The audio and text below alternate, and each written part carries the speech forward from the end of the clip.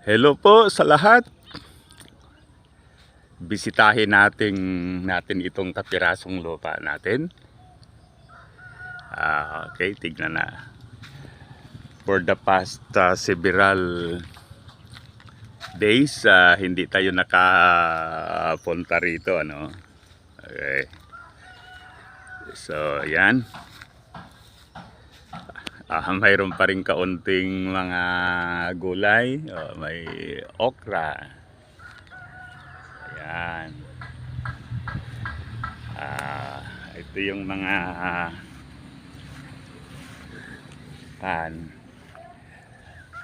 yung saging.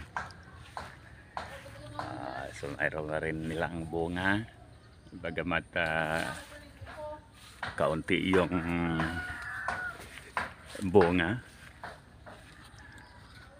Okay. Ngayon ang problema dito, dapat talagang itanim uli.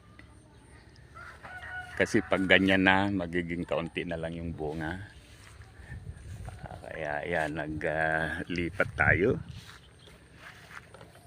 Okay.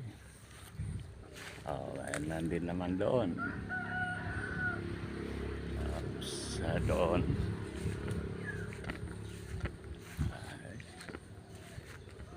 Ayan, so halos parang sabay-sabay silang bumunga.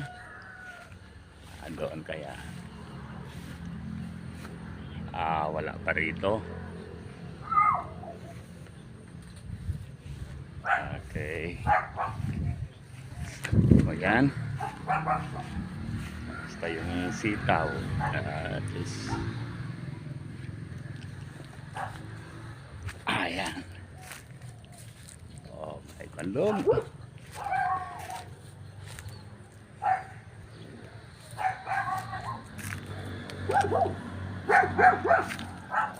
Okay.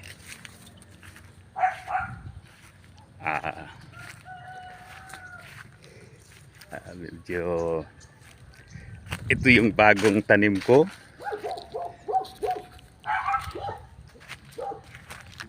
Parang patay pero actually hindi yang patay. Okay. So, yan.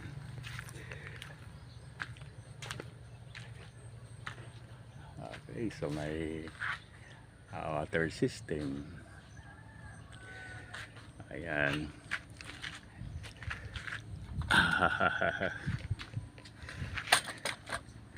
Ito yung paglagyan natin.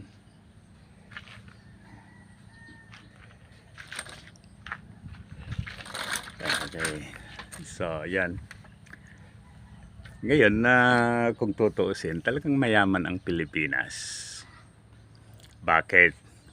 Kasi ang daling magtanim. Ito parang itinapon lang. Then, kuwan na, mabubuhay na. Magtapon ka lang ng seeds, ano. Pagkatapos yan, tutubo na. So, mayaman ang Pilipinas. Kaya dapat hindi magugutom yung mga Pilipino. Okay. Kaya lang ang dito sa amin, sa taong ito, hindi kami nagtanim ng palay dahil yung tinan namin ay medyo matanda na. Then parang pagod na rin siyang magbungkal, kaya yon, ang gagawin ko na lang ay tataniman ito ng mga gulay o mga trees. Okay, so tulad nito, malaki na yan. Mayroon pa doon. Okay. Kaya yan, tayong mga Pilipino, pag talagang nagtatrabaho tayo, then hindi tayo mamamatay sa gutom. Ito yung tunay na food security. Dapat galing sa individual. hindi sa gobyerno, ano? Okay, so tulad niyan, nung isang buwan, itanim lang ito, oh. So lalaki na. Ayan, okay. So